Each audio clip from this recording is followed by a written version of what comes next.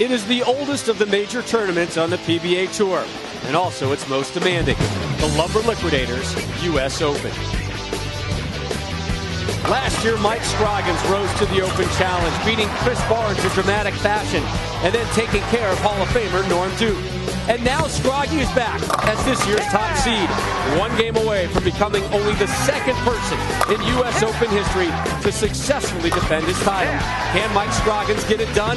Find out with us as the 67th Lumber Liquidators U.S. Open rolls your way now.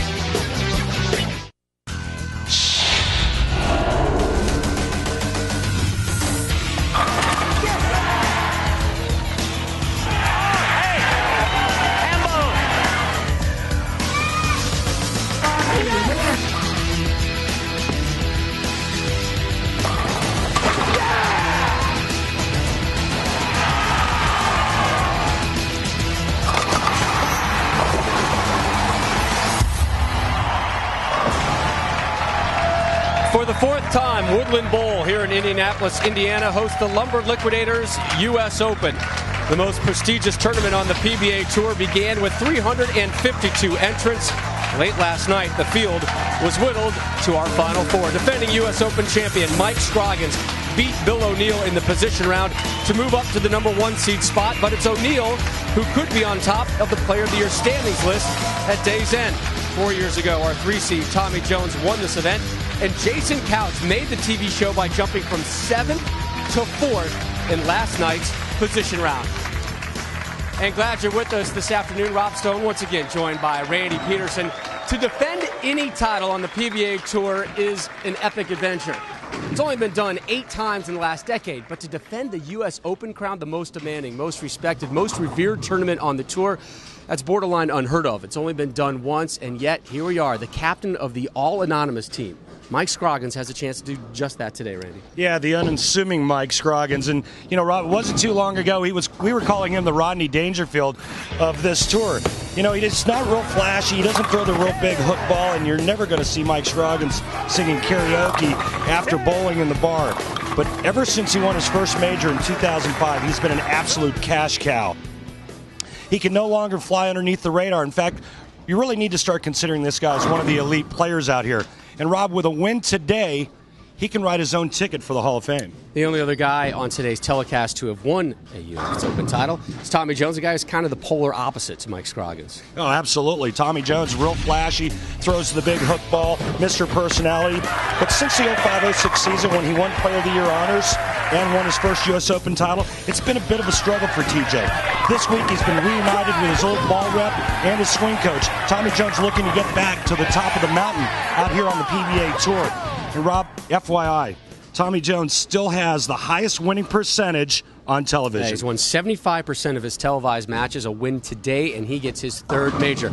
Take a look at our stepladder format, and Tommy Jones as your 3 seed will start us off in a match versus Jason Couch. The winner will essentially be in your semifinals to take on Bill O'Neill in match number 2. There's Mike Scroggins waiting for everybody in his #1 seed spot. Time now for the intros for match number 1. Winner on tour, including 4 majors, ranked the 24th greatest player in PBA history from Claremont, Florida. Please welcome Jason Couch.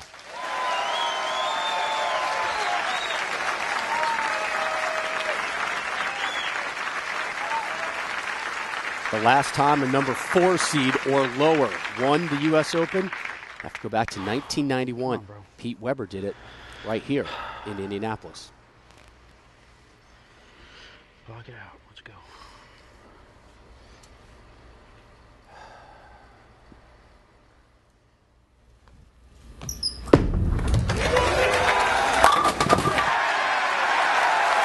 And Jason Couch, a lot of success in this building, Rob. He has 12 lifetime PBA Tour titles with 2 majors, the 2006 U.S. Open champion from Simpsonville, South Carolina. Please welcome Tommy Jones.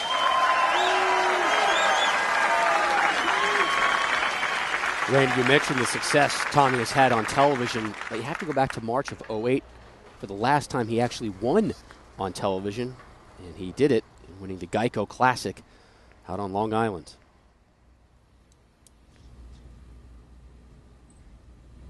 So Jones matches Couch in the first.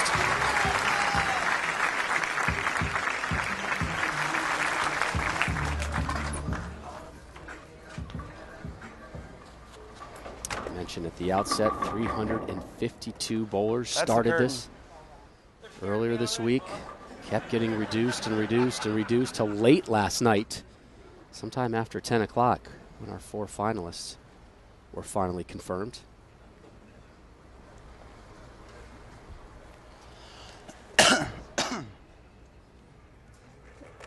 An issue on the, is that the right lane? It is. We have that is the right lane. We have some spillage. Need to clean it up. Looks like one of those pins is jammed underneath. Time for a really good mechanic, Rob. Do you know one? I think they have a few here. Well, this is the last thing you want as a player. Well, at least it's happening early. Breaking the action, and we'll take a break with them. 1 frame down, both Couch and Jones with strikes. We'll be back with more coverage of the U.S. Open when we return. Sure.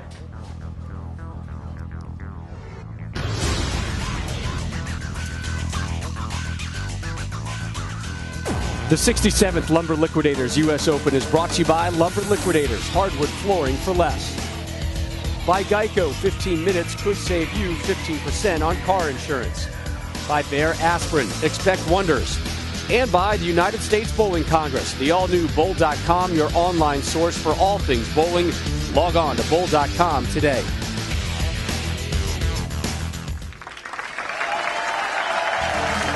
We welcome you back to the 32nd PBA tournament event held here in Indianapolis and the 27th here at Woodland Bowl. It is the 67th Lumber Liquidators U.S. Open. Usually we take a break after 5.5 frames of action. We checked out after 1 frame due to a issue down lane. So we will be with you for the entirety now of match number 1 between Jason Couch and Tommy Jones. This to begin frame number 2.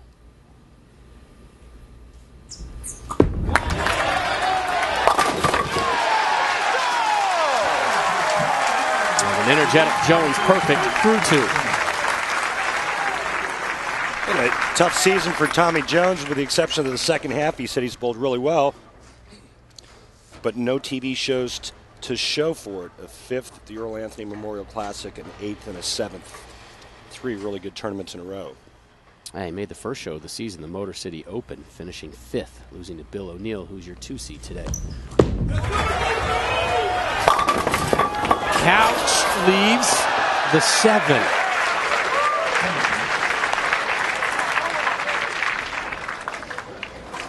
That is a rather large break. Yeah, and one of the secrets or keys to success at a U.S. Open is avoiding open frames. And that's the last thing you want to see when your ball does hit the pocket, is leaving a pocket 7-10. So Couch remains clean. Time now for our Lumber Liquidators Know the Wood segment, and things always challenging here at the U.S. Open, Randy. Well, you're right, Rob. 40 feet of flat, nasty, unforgiving oil. 1-to-1 ratio. It doesn't get any flatter. So what happens when there's equal oil all the way across the lane, it actually makes the lanes play inverted. More hook in the middle and less outside. It puts a huge emphasis on shot making, and you have to stay patient at the U.S. Open. Couch in the 3rd. And Messenger avoids the 7.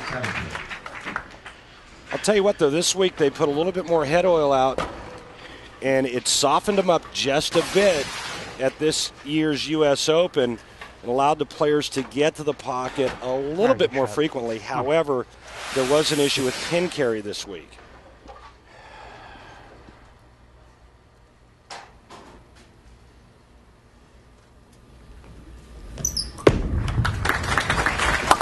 And Jason doing a really good job of keeping the ball and the pocket in front of him.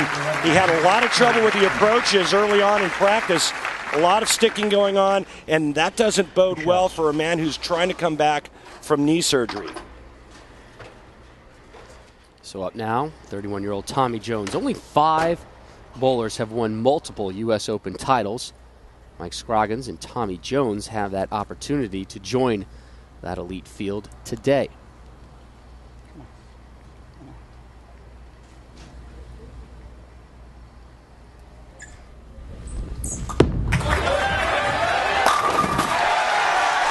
Hey, Tommy Jones, Randy Peterson here. How's the oil pattern looking out there, and how tough are the lanes? Randy, they're a little hard. We didn't use these pairs during match play this week, so trying to get used to not only the lanes but the approaches are a little different up here because setting up the set and everything. But so far, Jason and I seem to have a pretty good look hitting the pocket, so we'll just see if we continue to make good shots here. Thanks, Tommy.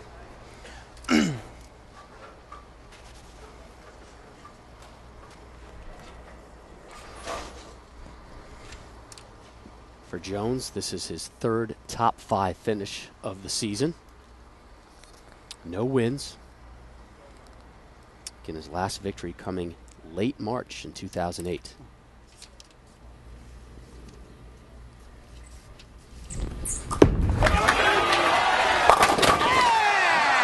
How about an opening ham bone here at the U.S. Open? Now Couch has some work to do as he steps up in the bottom of the 4th.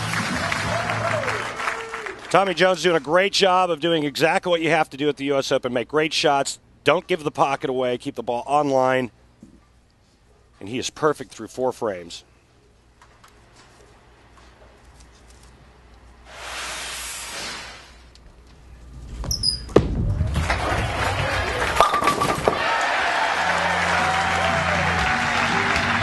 Couch back on the strike train. And Jason, after those spares in the 2nd and the 3rd, what adjustments did you have to make?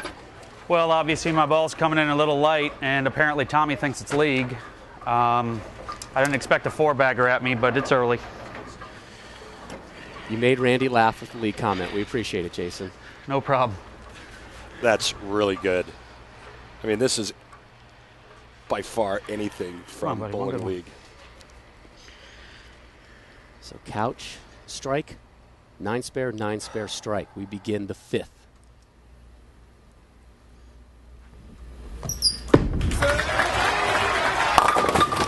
Heavy. All right. Well, that's the 4-7. That's the first ball out of the pocket. Unfortunately for Jason, he had 2 taps in between 2 strikes. And this is the U.S. Open in a nutshell. Get it inside of target. You have no chance of holding line. Jason only leaving the 4-7.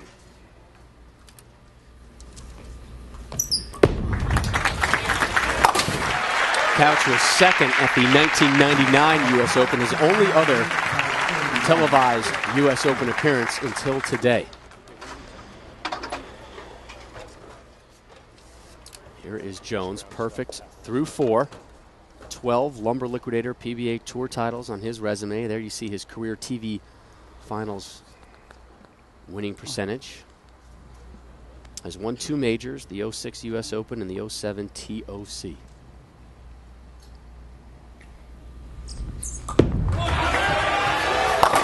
That's right! T-shirt! Drops the Yahtzee. Tommy Jones knows what it takes to win a U.S. Open. The grind, the games, the oil pattern, but the mental toughness that goes along with it. You have to have the whole package. And I think one thing that's very evident on today's telecast is all 4 players have that. There are no gimmies. Nobody lucked out in making this telecast.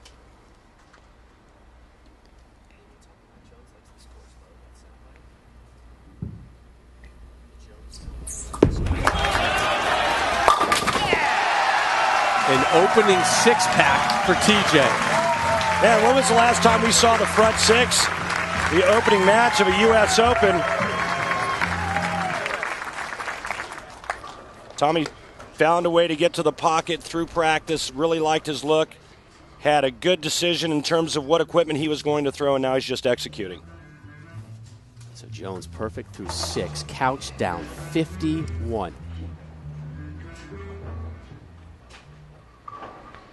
Jason telling us last night about the mental grind here at the U.S. Open. No guy lucks into the U.S. Open show. You know 250s are going to be tough, but you can't shoot 150. Jason having a tough time of it here. Not on this lane, Chief. And match Maybe number that lane. 1. Not on this lane. Again, just a little bit wide of target now, and Jason pays the price, leaving the 3-7. It was a drama-filled Saturday evening for Jason Couch. The position round match, he was in 7th place. A couple lanes away, Walter A. Williams Jr., Norm Duke were battling, and Couch was done, and he had made a move. Whiffs on this one, made a move, but wasn't in position. He needed, as Walter Ray Williams Jr., all he needed was 2 strikes and then 7 pins in the 10th. Walter Ray got the 2 strikes. Crowd erupted. Jason started packing his bags. Walter Ray dropped 6 and not 7, which means he tied Norm Duke, which means he did not get the 30-pin bonus, which means he did not jump over Jason Couch, which meant Couch went from 7th to 4th. Couch telling us I had to do the math about 3 times before I could finally release and celebrate.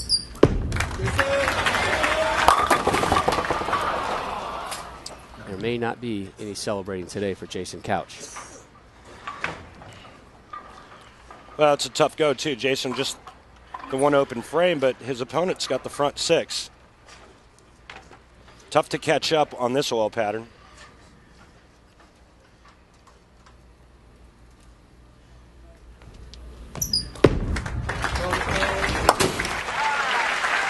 Gets the spare in the 7th. Head on over to PBA.com right now, and you can submit your More of What Matters to You fan question of the day, which is sponsored by One A Day, and it can be directed to any one of our finalists.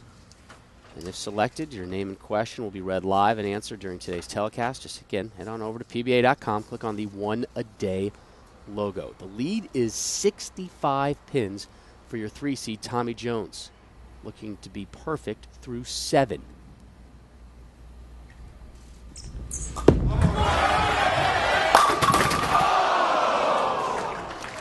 You know, Rob, it's funny. I was just going to say there's never been a 300-game bowled on television at the U.S. Open. Just the fact you thought about it was enough to jinx him. Yeah, I know. Just another great shot. Tommy Jones is just off to a spectacular start, doing exactly what has to be done at a U.S. Open. Oh. Tommy looks like he's stuck right there and a little bit of pain. Tommy, what just happened? I about went down, about came to see you guys with my feet. It's a little slippery over there, and don't know if you're going to stick or slip, and that time was definitely a slip. And if you don't know if you're going to stick or slip, what goes through your mind? Not good thoughts. Master of the obvious. There you go, Rob. You asked. That's right, and he'll tell me. So the first spare of the game for Jones comes in the 7th frame. He begins the 8th now with a 64-pin lead.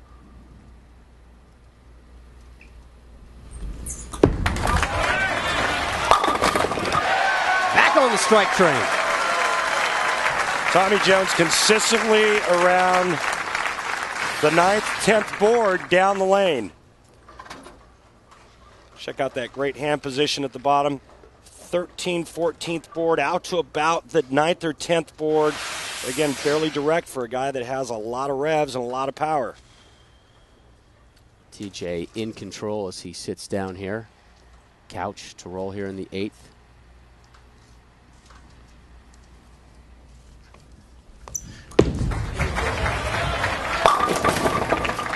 Again, leaves the 7th. And Rob, Jason wanted to give a shout out to Dave Kramer, who passed away a week ago. He was like a second father. Dave's a business owner, or was a business owner in Claremont, Florida. Good buddies. In fact, Jason's best friends with his son.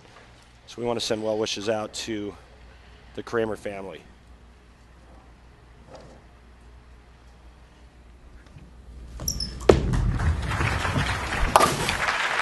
Just 2 strikes for Couch here in match number 1 at the Lumber Liquidators U.S. Open. Jason unable to bowl the Masters, which was our last major prior to this event, because Kira Kathleen was born February 6th, the 4th daughter for Jason Couch. 4 daughters. I feel his pain. His poor wife, Kim.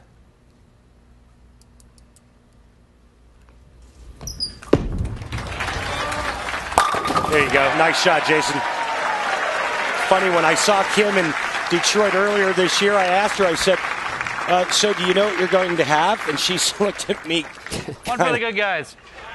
Kind of crossed one eye and said, what do you think? What do you think it's going to be, Randy? A girl.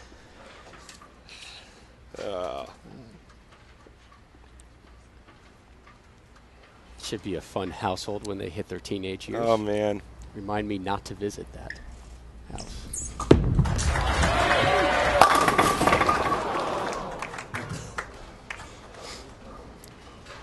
There's Tommy's wife, Kristen, and 4-year-old daughter, Ella, in attendance.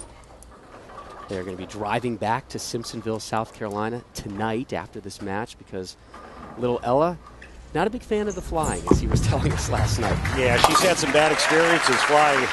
I guess turbulence and Ella don't go well together. No, I don't know who it goes well with. Between those 2 shots, the 10 pin and the 4 pins.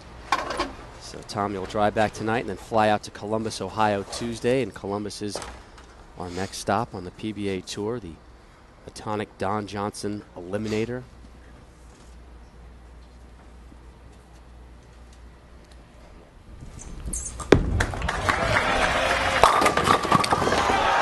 Leave the 10 in the tent, but this one in the books for TJ, and he will move on to our second match to take on the number 2 seed, Bill O'Neill. Schroeds, tape real quick.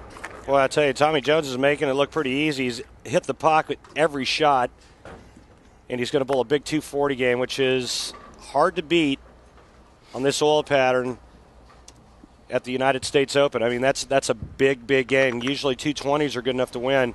So Tommy goes to some tapes, taping up. Make sure he's got a nice, secure feel.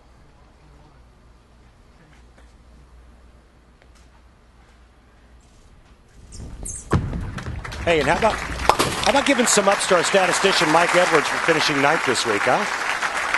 I was hanging out with Mike yesterday. I think I annoyed him at one point as he laughs. I was trying to have a brief conversation between frames with him. Very brief, mind you. Mike's like, I can't talk right now. I still got a chance. I'm like, I understand. Good week this week, Mike. So this to close out match 1 for Tommy Jones. Not the way he wants to conclude it, but the main point is he moves on. That was a ball change. He's testing the waters, Rob. That's what U.S. Open champions, that's what they do. They've got that experience. And when we return, an extreme swing preview is unleashed, and we'll flash back to an April Fool's Day win that was no joke. This is the PBA Live on ESPN.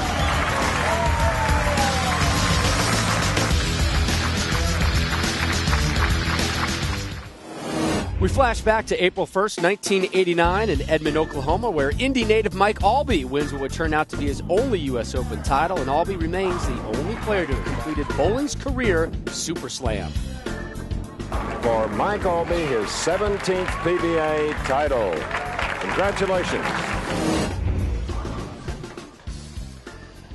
And we welcome you back live to Indianapolis. Tommy Jones moves on, courtesy of a 245-192 victory over Jason Couch. Up next for him, Bill O'Neill.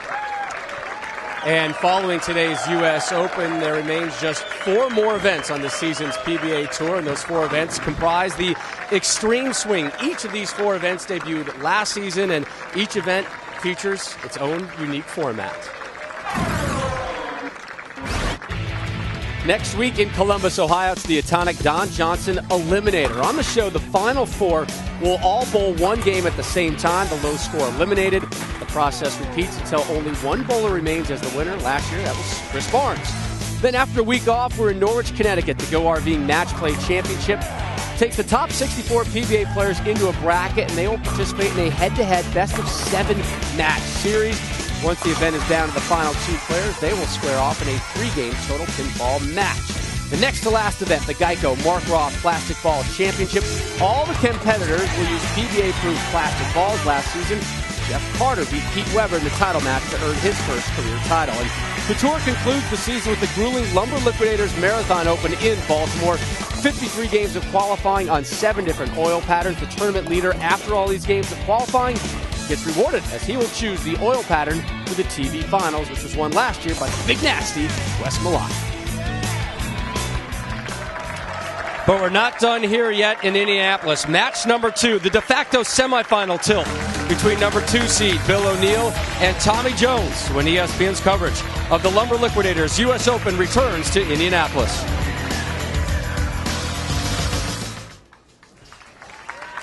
Rob Stone, Randy Peterson, glad you're back here with us for ESPN's coverage of the 67th edition of the Lumber Liquidators U.S. Open. Everybody talks about how challenging the oil pattern, how challenging this format is every year at the U.S. Open. Well, we sent Randy out onto the wood to tell us exactly why today's conditions are so demanding. Let's talk about how the players will be attacking this very difficult U.S. Open oil pattern. Now, even though there's 39 boards on a lane, I only want you to concern yourself with 2, and that's these 2 dark boards. And they just so happen to be at the second arrow on both sides of the lane. The right-handers will be using this dark board. The left-handers will be using this dark board. This is going to be their break point. And it's crucial that they hit this dark board in order to give them the best chance of getting their bowling balls to the pocket. Why these 2 dark boards, you ask? Because this is the worn area that's created by your everyday bowling and league bowlers. Remember, the bowlers are always trying to find friction to get their bowling balls to curve. Anything too far left or right of these dark boards could spell disaster at this year's U.S. Open. I love the earth tones on you today, by the way. You look great. So help me out here. Why does the worn area offer more friction? Well, the worn area is built in from all of the open play, all of the league bowling, and it's worn into the lane surface. No matter how much oil you put out there, unless you purposely put more oil in the track area, it's actually going to hook more than any other part of the lane if the oil is distributed evenly across the lane, which it is this week. Here's Jones to start off match number 2. Right at the target. Leaves the 2-8-10. And very interesting, Tommy Jones never missed the pocket in the first match. Changes bowling balls, goes to a different ball for this game, and then check out the down lane reaction. He misses wide of that target, and he leaves the 2-8-10. And leaves an open frame in the first.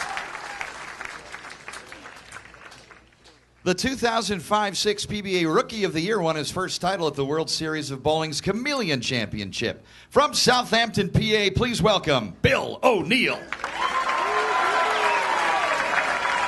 Just one Lumber Liquidator PBA Tour title, and it came this season when he won the Chameleon Championship. Beat Indy native Ronnie Russell in the title game, 205-192.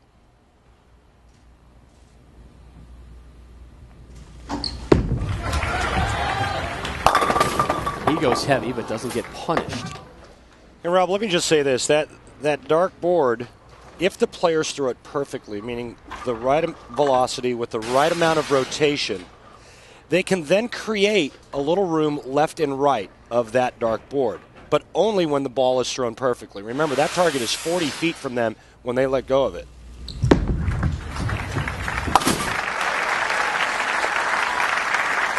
Well, Bill O'Neill did not start this tournament strong. 185th after the first block. He bowled 2 150s during that, and that was on Tuesday. Then on Wednesday, he averaged about 250 and shot up to 13th, and then he just continued his climb up the leaderboard from 5th to 3rd to 2nd, which is where he starts today.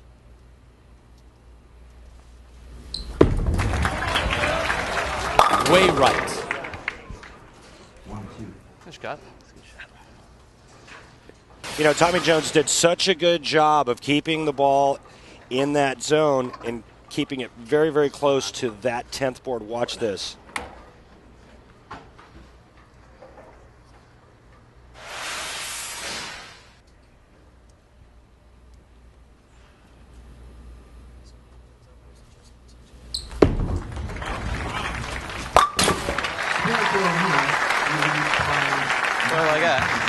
Rob, we have Cat's numbers this week, the computer-aided tracking system brought to us by the Kegel Training Center. And again, the numbers don't lie. His ball position down the lane at about 39 feet was around the 6th board, and that's no man's land.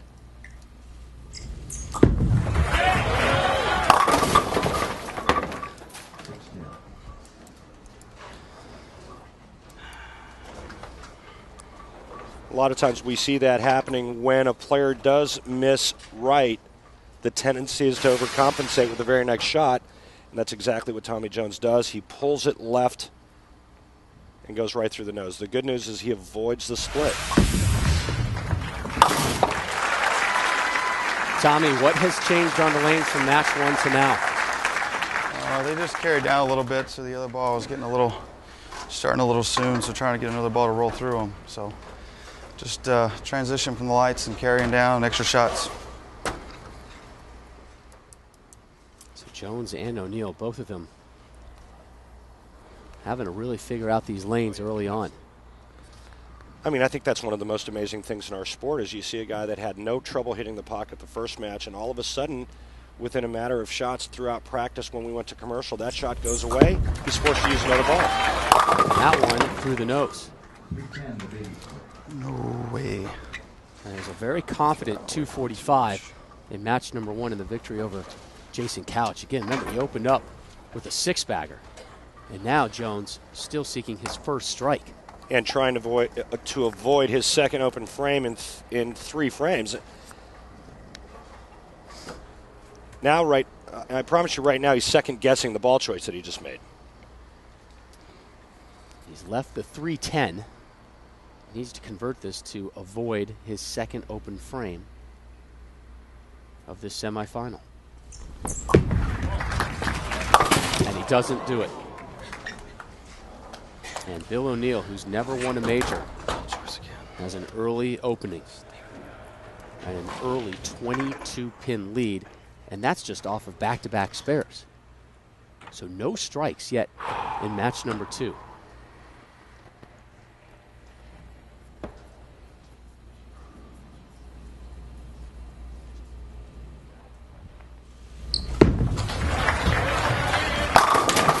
Strike of match number 2, and here's Billy O on his take on the lanes here at the U.S. Open. The U.S. Open pattern is definitely the hardest pattern on tour. It's very flat, which means if you get it a little bit left, it goes high, you get it right, it doesn't hook back. And pair-to-pair is really tricky because there's so many different styles. So if you're not on top of your game mentally and physically, you have no chance. O'Neill, a 4-time first-team All-American at Saginaw Valley State University. It's a pretty good explanation of a U.S. Open.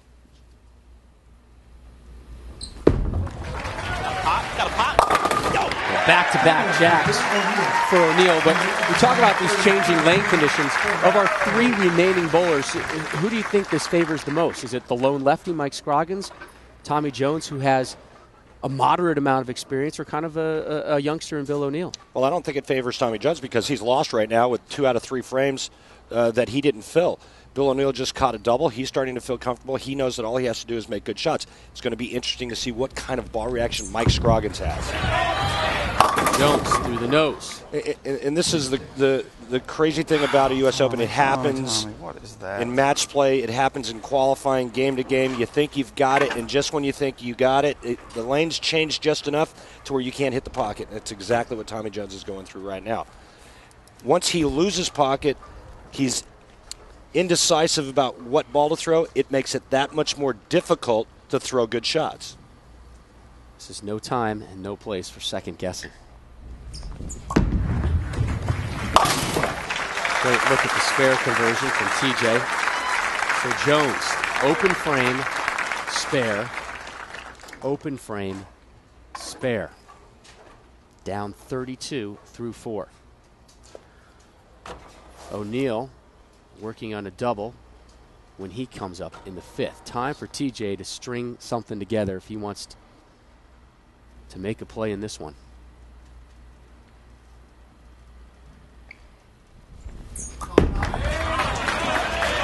And there you go. And Tommy moved just a little bit farther in and then went with a little loft to hold the ball on line.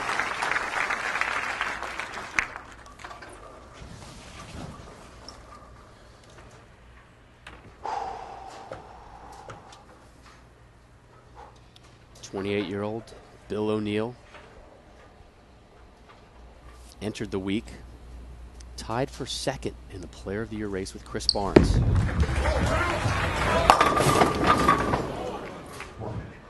That could have been disastrous. 4-7-10 split, staring at him briefly, but only leaving the 4-pin. You know, Rob, the other thing that I love about the U.S. Open is the history, and you look back at some of the names that have won this multiple times. Marshall Holman, Del Ballard Jr., David Husted won it 3 times, and like you said earlier, the only player to ever successfully defend the U.S. Open when it changed from the BPAA All-Stars back in 1971. Pete Weber won 4 times, Dick Weber won 4 times, Don Carter won 4 times. Just huge, huge names. Dave Husted winning it back-to-back in 95-96. Here's the Player of the Year standings entering this week. Should Bill O'Neill win the title today, he would move up to number 1. Walter Ray earned 2 points with his 5th place finish last night, so he now has 52. But if O'Neill is to win, he would go on top with 56 with just 4 tournaments left. Oh, boy. Confidence lacking in match number 2 for both of our competitors, even though O'Neill's up 30. Oof. And again, this is all part of being patient in this event. Tough enough to get to the pocket, and then when you don't carry, you know, you just got to take your medicine and continue to try to make really good quality shots.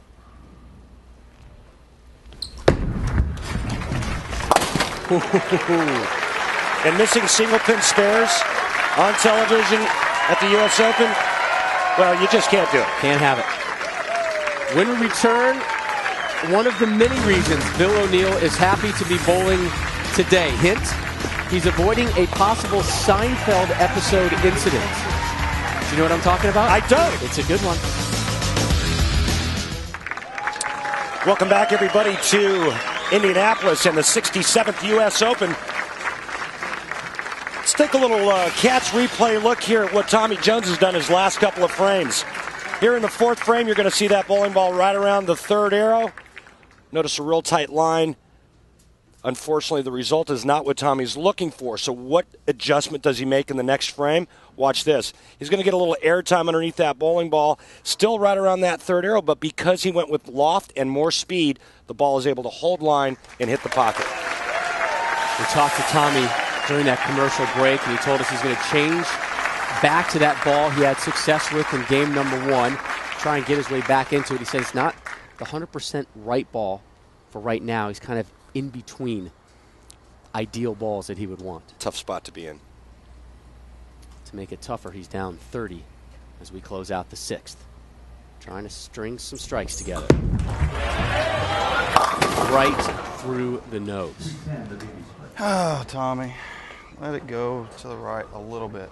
210's one time, you shut everyone down. You know, when you're watching this at home, you're probably wondering, well, why doesn't Tommy give it more room to the right? Why is he going so direct? Why doesn't he give it more room to the right? Well, because if he gives it too much room to the right, he'll miss the head pin. Oh. 0 for 2 on the 310 in this match, and now trailing by 42. It's a real fine line, Rob, when mentally you know that in order to miss your target a board to the right, you have to throw it absolutely perfect. So right at the moment of truth, right at release, you start pinching it just a little bit, and when you pinch it on the U.S. Open pattern, you go through the nose.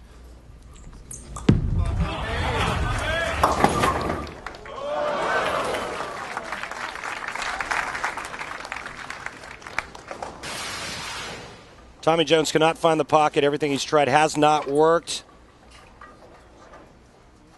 This shot here, he does give it some room to the right. Almost leaves the 210 split. Such a promising first match for Tommy Jones. Boy, it looked like nobody would beat him. Dropped to 245, dropped the opening 6 racks, and then issues.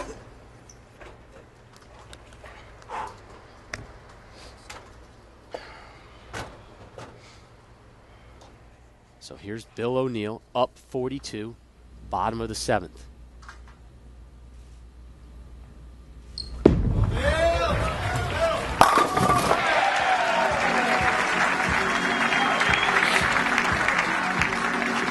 But we talked about going to break, why Bill is happy that he's here. And we'll get to that after we remind you to head on over to PBA.com. The one a day, more of what matters to you question of the day, and it is going to be directed to Randy, or even if you're really desperate and can't come up with a good question, you can direct it to me. Follow the one a day link and send us your question of the day to Randy.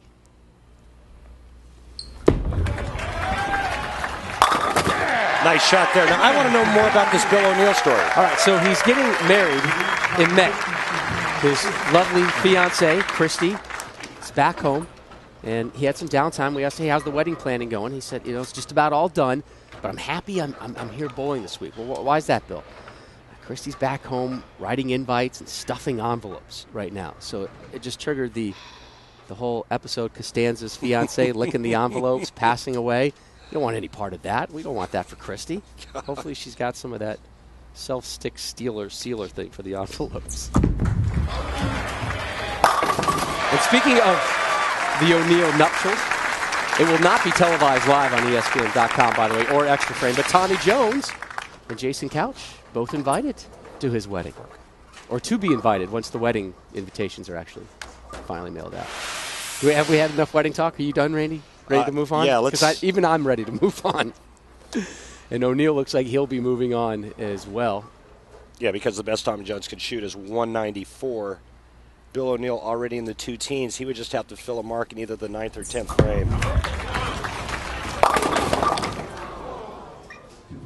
Well, he just lost his ball reaction, went to a different ball, tried something different. Nothing worked, nothing consistent, and then he made bad shots. Mike Scroggins, your number 1 seed, your defending U.S. Open champ, waiting in the wings. He's a lefty. What is he thinking in your eyes right now? I think it's the same thing, the same thought process that he's had the entire week, which is he has to go out and execute his game plan. And by that I mean he has to go out and make really good shots. He will be able to find something to get his ball to the pocket. It's not going to be, or it will be uninterrupted because he's the only left-hander left. 5.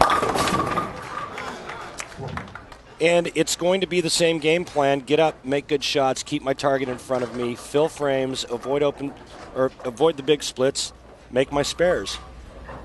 And then basically just try to outstrike Bill O'Neill. If he can do that, he will win and defend successfully. But he must throw it as good as he's ever thrown it. He can't come out here and start whiffing the head pin and throwing washouts and going through the nose and big 4 splits. And if he does that, he's going to lose to this man right here. O'Neill's best finish at a major, 3rd at the 2009 PBA World Championship, was 13th here at the U.S. Open in 2008 as a pro, but in 2005 as an amateur, he finished 6th in New Jersey.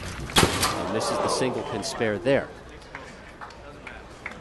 It will not hurt him as Mike Scroggins, your number 1 seed and defending champ, gets set backstage.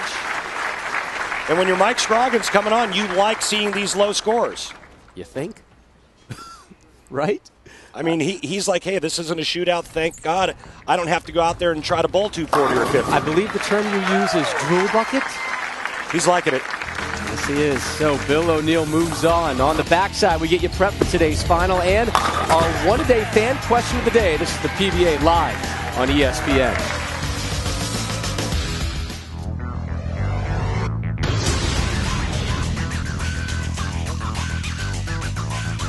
The 67th Lumber Liquidators U.S. Open is brought to you by Hammer. Hammer Bowling. Nothing hits like a hammer.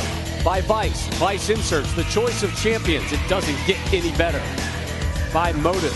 High-performance bowling equipment with a fresh perspective. Get motivated. And by Atonic. Visit atonic.com/bowl.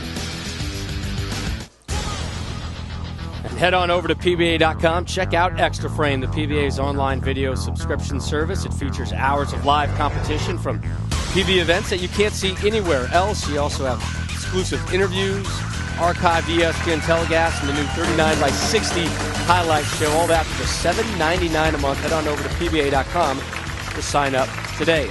Speaking of PBA.com. We're going to have our one-a-day fan question of the day coming up here in a moment. Just want to put wraps on match number 2. And Bill O'Neill, just 4 strikes, but he is victorious, 203, 152 over Tommy Jones. Rob Stone, Randy Peterson back here with you. So it'll be Bill O'Neill, your 2 seed, taking on Mike Scroggins, your number 1 seed. Time now for our one-a-day fan question of the day. And essentially, it's what we've been talking about all day. What makes the U.S. Open so much more special than all the other tournaments? Why is it so important to win? It's the one, as a player, you want to win the most because of a number of reasons. The format is brutal, the mental grind, all of the games you have to bowl, competing on such a difficult oil pattern, the money, the exemption that comes with it. But number one, it's the tournament named after our country. It's the one that you want to win. It's the biggest tournament. It's the granddaddy of them all. So there's your answer. Thank you, Daniel Fargo, for that question. Well handled, Randy. I appreciate that. You're welcome. All right. So when we check back into Indianapolis, we have a priceless Pete Weber U.S. Open flashback. You probably know what it is, but it's worth watching over and over. Plus, Mike Scroggins versus Bill O'Neill for the U.S. Open title.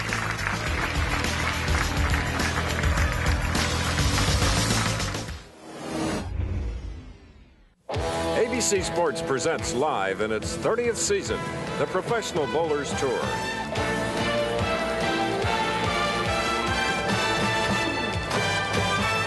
In our first game, 17-time champion Pete Weber of Florissant, Missouri could become the first 3-time winner this year.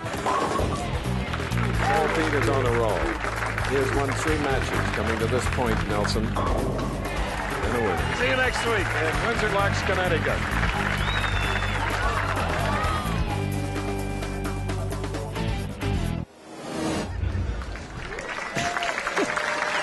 I mean, you have to laugh, right?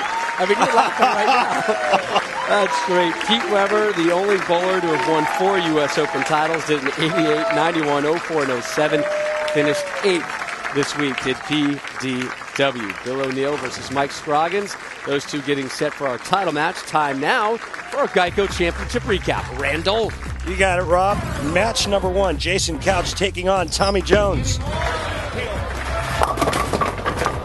Jason's only open frame coming in the 6th. Unfortunately for Jason, Tommy Jones started with the front 6 and takes care of Jason Couch 245 to 192.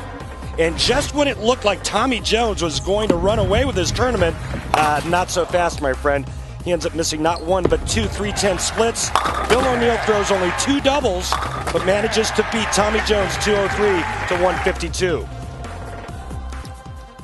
Randy Peterson, Rob Stone back here with you live from Indianapolis. The number 1 seed has lost the last 4 U.S. Open titles. Actually, statistically speaking, you're in better shape if you're Bill O'Neill in the number 2 seed spot. The number 2 seed makes the U.S. Open final.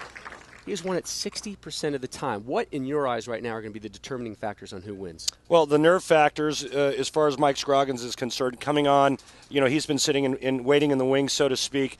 Bill O'Neill's already got 1 game under his belt. He's not feeling the nerves. So how does Mike Scroggins manage his nerves and that nervous energy? The second thing is, what type of ball reaction is Mike Scroggins going to have? He's out on the left side by himself, and it's been the theme throughout this entire tournament that he must manage not only mentally but physically, make the shots required to get his ball to the pocket. Again, though, O'Neill just 4 strikes in his last match, both of them pairs, but I don't think he's sitting overly confident after that 203-152 victory over Tommy Jones. Bill O'Neill, the 05-06 Rookie of the Year. Mike Scroggins, your reigning U.S. Open champ. Scroggins trying to become only the 2nd ever in PBA history to win back-to-back U.S. Open titles. The title match in its entirety when we return to Indianapolis.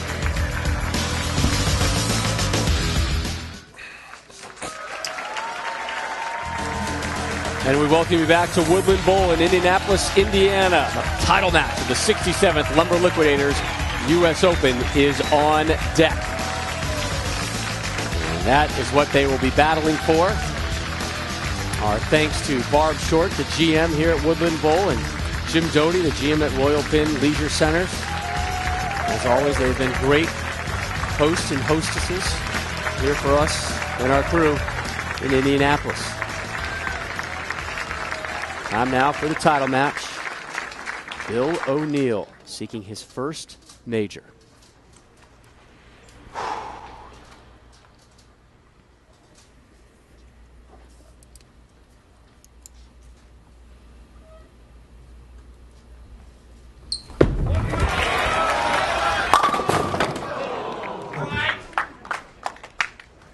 O'Neill in his 5th televised appearance of the season.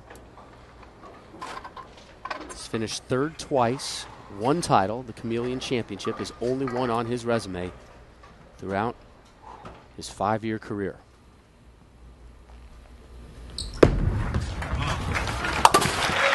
So O'Neill starts off the title match with the spare. Up now, your number 1 seed, Mike Scroggins. He has won 7 times on the PBA Tour with 2 majors, the defending champion of the Lumber Liquidators U.S. Open. From Amarillo, Texas, please welcome Mike Scroggins.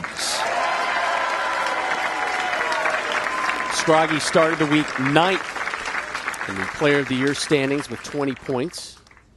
Should he win today, he will move into a tie for 2nd with Bill O'Neill. O'Neill already guaranteed at a minimum 2nd place points. All of them chasing Walter Ray Williams Jr. for the Player of the Year list.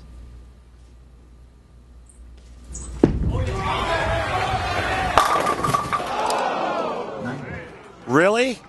Really, Rob? Mike Scroggins doesn't leave solid 9s. Well, you couldn't ask for a better opening shot with all the nerves and all the adrenaline that Mike Scroggins is feeling, and he comes out and just pures this shot. There's that dartboard again, just to the left of it, which you would figure Mike Scroggins throws a little bit straighter. He's going to be just to the outside of that line, only to leave a solid 9-pin? Bizarre.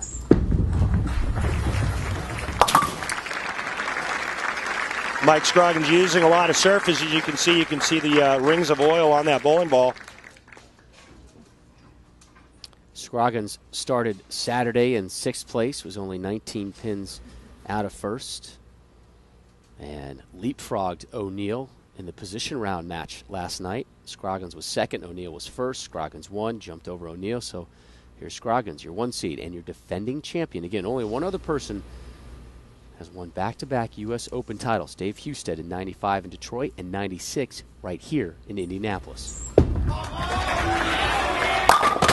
there's the first strike of our title match, and it goes to Scroggy.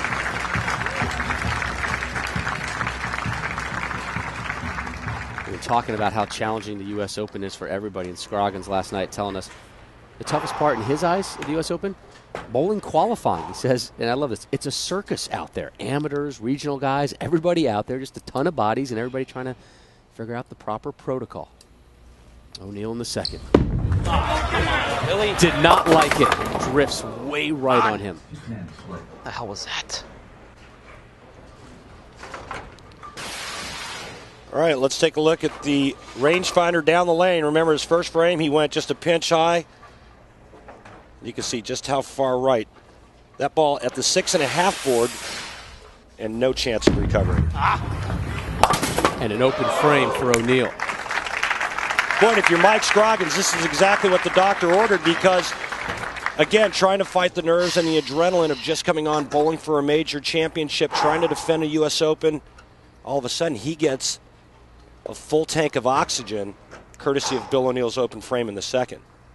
We talked about that. The number 1 seed has lost the last 4 title matches here at the U.S. Open. Number 2 seed. Good success here, but it's O'Neill in an early hole and gets his first strike of this title match. And that shot from O'Neill right over the 10th board at the 40-foot mark. What a game, what a game. Again, so crucial to get the ball at the proper spot down the lane, no matter what angle you're playing. There you go. There's your reference point, and that is perfect. And you heard O'Neill say a lot of game, a lot of game. That's the attitude you need at the U.S. Open. Don't panic over 1 frame.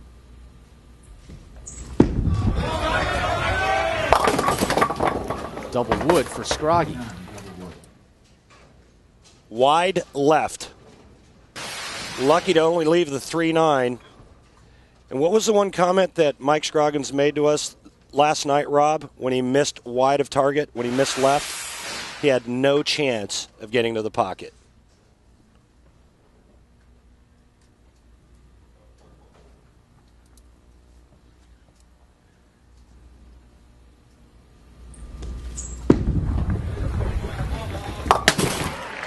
Scroggins remains clean.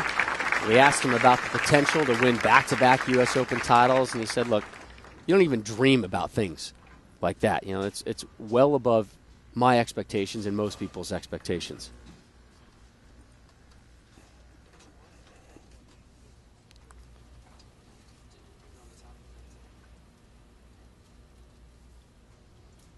We begin the fourth.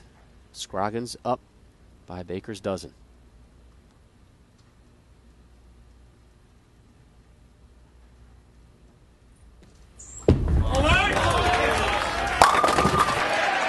You see Mike Scroggins wearing that black wristband. I don't remember any exempt player out on our tour that still wears a wristband.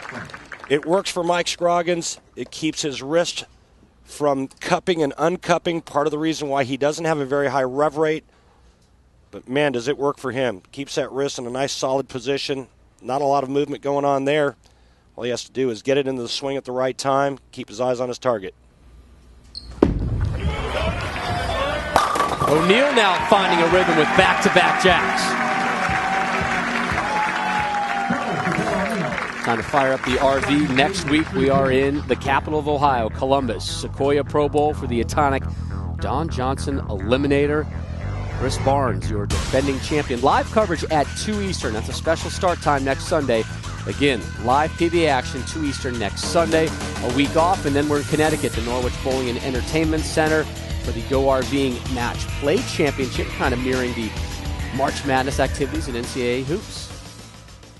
We begin the fifth. Here comes Billy O.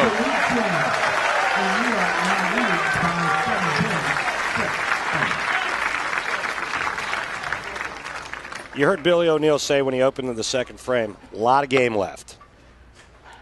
He's right. Just took the lead, throwing that three-bagger right there. Now Mike Scroggins working on a strike in the fourth, looking to take back that lead. And looking for his first pair of strikes here in the title match.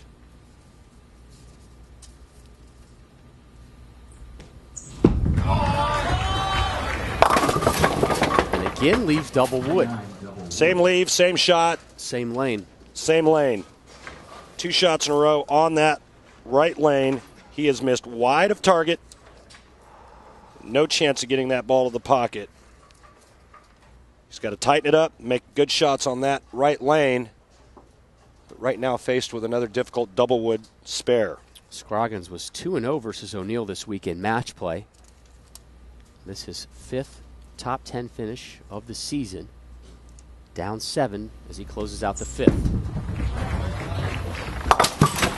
And again, chops down the double wood. The good news for Scroggins, he's moving over to that left lane where both of his efforts have been strikes so far.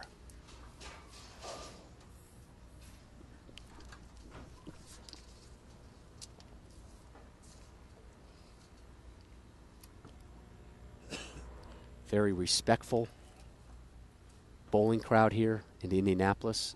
I mean, this place is as quiet as it can get.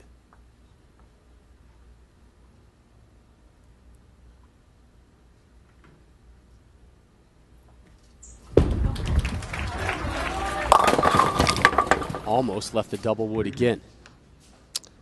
And, you know, very unusual what's going on right now with Mike Scroggins. For a guy that likes to keep his target in front of him and not swing the ball, he knows coming in he can't swing the ball.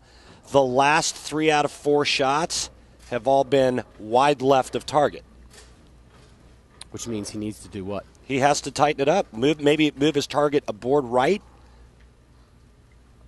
But right now where he's standing and where he's looking is not matching up.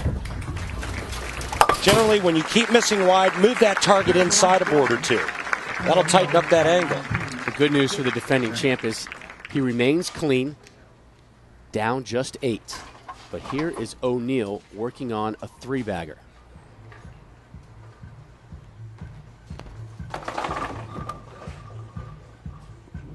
And Scroggins retrieving that ball And he's going to do some doctoring. Mike's going to tape up. Bill O'Neill's taking a re-rack on the right lane. Taking his time, wanting to make sure everything's perfect. He's got to go again, or is it good? Mike Scroggins is snugging up. Looks like he's going to snug up that thumb hole. For O'Neill, as Scroggins continues to do some work. O'Neill, this is his 6th top 5 finish and 3rd in a major. 3rd at the PBA World Championships, 5th at the Masters.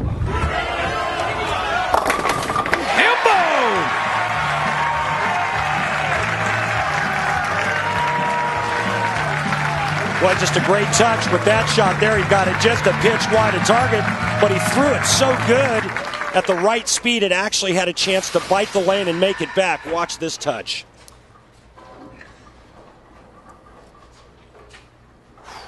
The exact pin carry that he was looking for.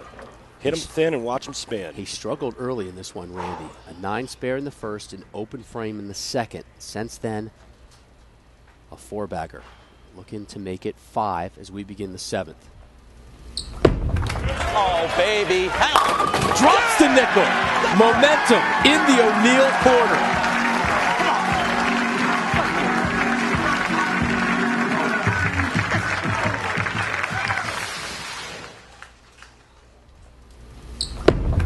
Oh, baby. Well, that's a beautiful feeling, too. You feel it off your hand. You see the direction it's going in. You know it's heading right for the pocket, and all 10 go down. Time for Scroggins to match. He has yet to record a double this game, working off a spare in the 7th. And his first strike on the right lane. Good news for Team Scroggins. Finally got it tightened up. The last couple of shots have been around the 8.5 to 9 board. That one right there, 11 at the 40-foot mark. And all 10 in the pit. Mike Scroggins right now in his mind thinking, well, looks like it's striking out time to have any chance of winning this U.S. Open. Can max out at 239. Right, Bill O'Neill in the 220s right now, but Bill O'Neill can max out a lot higher than 239.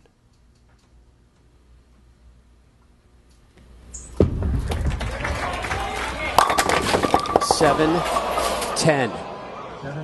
That may have sealed the deal. Yeah, talk about just gift wrapping a U.S. Open title. Mike Scroggins, and just what a horrible break.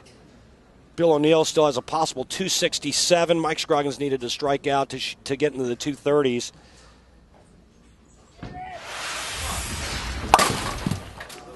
And an awful time for that to happen.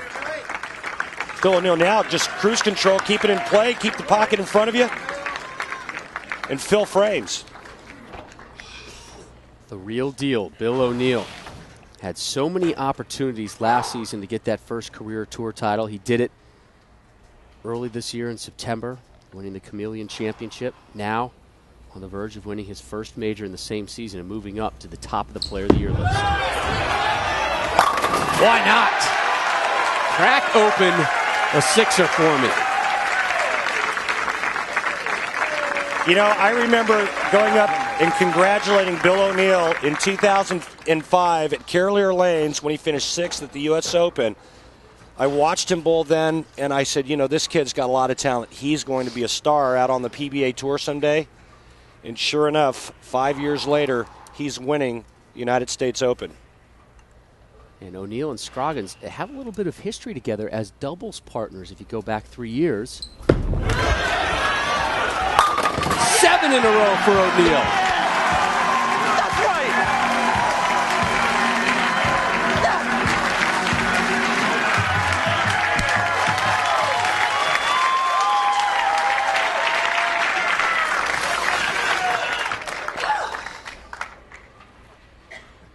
Well, it just doesn't get any better, does it?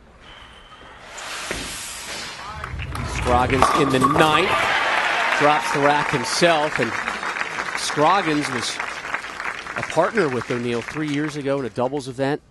They made it to the semifinals, and Scroggins left the 3-6-7 split. And O'Neill was telling us last night that Scroggins apologized to him for about a year. You know, every time I saw him, I'm sorry about that. You know, I mean, Scroggins really wanted to help O'Neill win that first title, be a part of it, felt guilty, and was so happy when O'Neill finally won his first title in September. It tells you a lot about the character of Mike Scroggins. Yeah, it really does. Mike's a great guy and really well respected out here.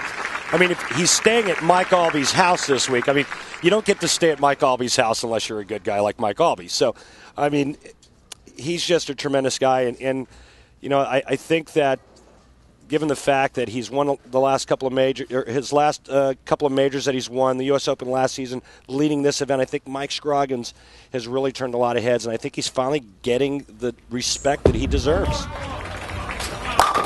And another strike for Scroggins, saying, where was that to open up this match? Scroggins will move up into a two-way tie for third in the Player of the Year point race. He'll now be tied with Chris Barnes. Bill O'Neill trying to let this one settle in as Scroggins steps up to close out his tournament.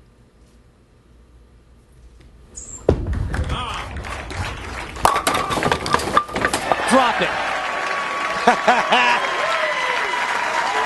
Great close for Scroggins. Leaves with a 4-bagger and a 207. But this is all about Bill O'Neill. Scroggins had his time in the sun last year at the U.S. Open. Now it's Bill O'Neill's time.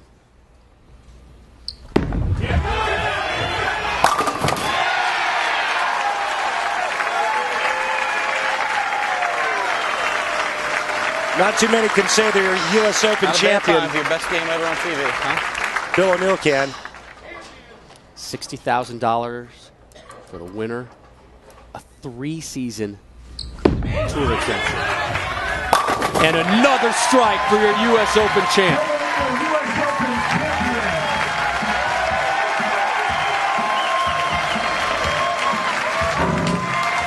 It's been quite a year for that young man.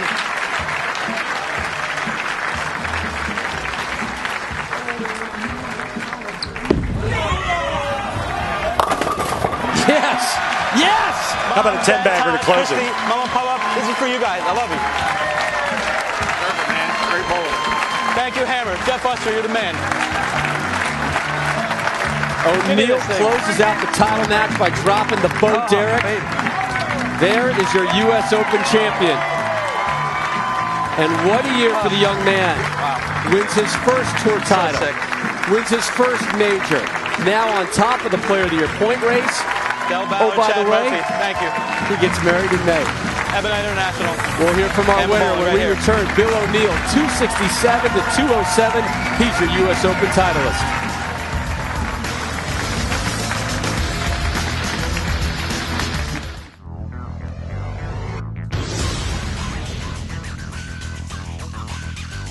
The 67th Lumber Liquidators U.S. Open is brought to you by Lumber Liquidators, hardwood flooring for less. Buy one a day, men's 50-plus advantage, the multivitamin with more of what matters. By Go RVing, visit GoRVing.com for a free video. Go affordably, Go RVing. And by Golden Corral's Great American Seafood Tour. Crab cakes, coconut shrimp, and tilapia, all for around $10. For the 10th time in 16 title matches that a number 2 seed has moved on to the championship match, it's a number 2 seed winning. Here's Randy with Bill O'Neill. Rob, we all knew that Bill O'Neill was a show-making machine, and Billy, finally you get that first win at the World Series, and now you win a major. Describe what this season's been like for you. It's been a roller coaster season because I bowled so bad in some tournaments, but the ones that have been good, they've been really good, and I showed it today. Now, you know, the U.S. Open isn't known for big scores, and you got off to a little rocky start in the title match, open in the second frame. How in the world did you come back with a 10-bagger? You know, I just bared down, and then, you know, I just decided to go ahead and stone pure the next 10. Hey, congratulations. Enjoy your win. Bill O'Neill with a huge victory. Can he carry that momentum into Columbus, Ohio next week, which is where we will be next Sunday here on ESPN Live at 2 Eastern. Again, a special start time of 2 Eastern for the iconic Don Johnson Eliminator. Jason Couch, your 4 seed. Gave it a go. Tommy Jones couldn't take down O'Neill. Nor could Mike Scroggins. Bill O'Neill wins tour title number 2 and his first major, and now he sits on top of the Player of the Year standings. For Randy Peterson and our entire crew, I'm Rob Stowe. This has been a presentation of ESPN the worldwide leader in sports. We'll see you next week from Columbus.